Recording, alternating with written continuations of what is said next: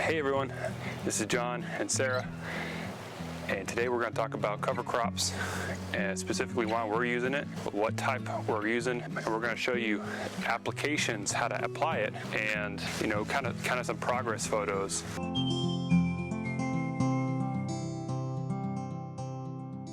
So let's talk about cover crops. The first thing about our cover crops, about our property is you have to understand what your property is doing, what's the makeup of your soil here. And if I look from up there, you can kind of see our driveway. It's all sand. And what we have here is we have from the top of our property, the front of our property, it's a grade all the way back down. There's really no good drainage here across the driveway. So all this water comes from the corners of the property and the front of the property, and this washes all the way down here. So a lot of this, maybe if you want to follow me, a lot of this right here is just sand. We just got some sand here. It's just a sandy mix. Thank you, buddy. And you got maybe some clay underneath it. And due to all the erosion over the decades, this property, this is what we have to deal with. And this is not really good for us and what we want and have plans for to converting this area to a pasture to where we're going to eventually have some cattle. So we need to start ruminating that right now. So that's where cover crops come in. What we're going to be doing is, I only have right now,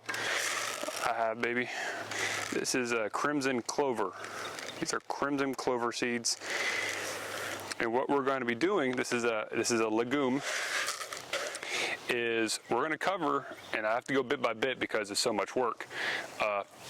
Bit by bit here, kind of where all this, mainly prioritizing all the sandy bits, and then prioritizing these patches of soil here where there's a lot of dead carbon, dead grass, and I'll show you some examples of that later. So we're going to be covering this because this is a very aggressive cover crop, and it will sprout and throw the roots into the soil, and it will start capturing water and fixing nitrogen into the soil, into the sand, really, sand and clay. And we're going to start changing over the course of a year, changing the composition of this land from sand and clay to more of a soil basis. This section out here was all sand. It was all sand. We can actually see bits of it right here where I missed this part.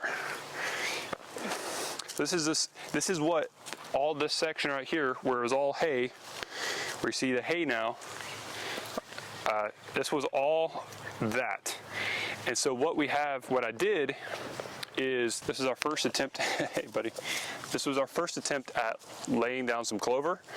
And so I took the tines of a rake and I raked the breadth and width of this with the rake to kind of put some rows into this sand as much as I could, as hard as I can. I mean, this is really hard surface right here. And then I broadcast some clover. And so now, how many weeks ago was that? You think about 4 or 5, I think? It was about 4 or 5. Let's say a month. And we're gonna see, we have a little bit of clover coming up. Now this part is really hard because the clover here, this soil is very hard. But we have some other areas up here where there's a lot more clover. Look at this. There we go. We have a lot more clover taking root here. This right here is eventually going to cover up the breadth and width of this area. Now, so this area right here, I broadcast the same volume of clover seeds on this side than the other side when we first showed you. The difference is the soil composition. The soil composition up here, just in this distance, is so different, and so it's such a better environment for the clover to take root and seed in. We can see it's a lot more dense over here versus over there. So that first part we got to do a little bit more work. But there were several mistakes, and I'm going to show you the difference. So there was a couple mistakes, and I'm going to just do a comparison, that was about 5 weeks ago.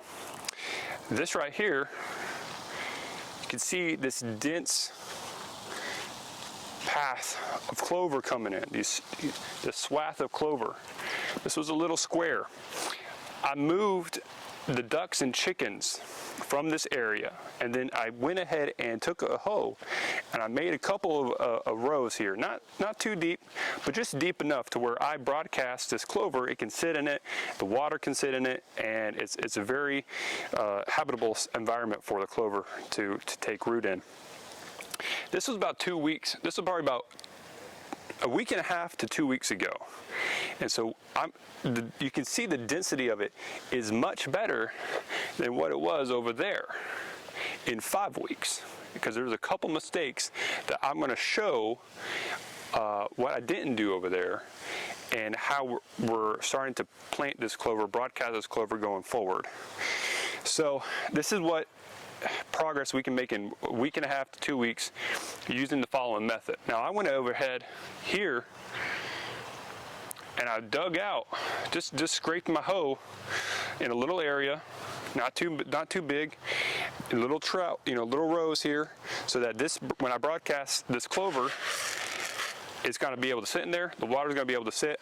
We're going to take our sprinkler system and just keep this area moist for the next couple of days. So the first thing I'm going to do, my broadcaster's on like a very heavy setting, so it's at 4 out of 5, and all I'm going to do is not too aggressive. I'm not doing this, just doing this, a heavy broadcast. Thank you, buddy. Hey, buddy. Come here, buddy. So I'm just going to do this. Now I'll come back here and get some more clover seeds. So the idea is we do a heavy broadcast. That's the first part. The second part, after you do, you dig your rows out. And then the next part's kind of counterintuitive. What I did over there was, the first mistake was I didn't do the hard work necessary. I didn't moisten the ground beforehand. We didn't put the chickens over that land to scratch it up and to put the manure on it. And I didn't use a hoe to create deeper indentions into the soil, where this clover over here, where I broadcast it, was mainly sitting on top of the soil. Here, it is sitting inside the soil. The moisture can sit on top of it, so even in the heat of the day, there can still be some moisture retained. And the other thing is, on this side, I put hay over the top of it to help prevent the sun from burning up the seeds during the heat of the day. I didn't do that over here. This is doing better than this clover on initial broadcast in half the time. And so I'm going to show you what the difference maker really was. It wasn't the straw. It really wasn't the hoe. Hoeing out these lines, though that helped. The difference was actually going through and trampling, and that's all I'm doing.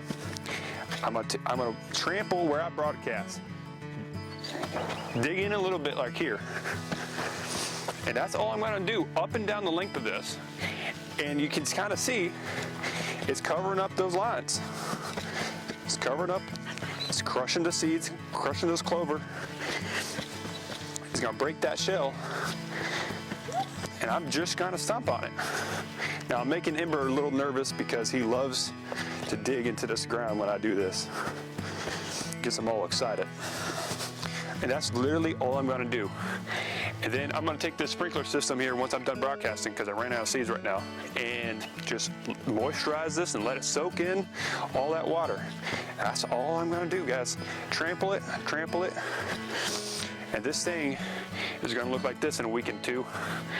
And little bit by little bit, we're going to get this whole, all these sandy bits, all this bare ground converted over to clover. Eventually, we're going to get this to a multi-seed mix with creeping grasses, different type of legumes, C3 and C4 plants, to name a few. But once I get the seed mix built out, I'll be able to put out a list of what we're using. So that's planting clover, why we're planting clover, the different applications, the mistakes we've made, and how you can learn from those mistakes so you can get your clover in fast and get your cover crops going. Thank you so much. Hey friends! Thanks for joining us today to talk about clover and cover crops. Don't forget to give Ember a like and a subscribe, and hit the notification bell so you can join us next time.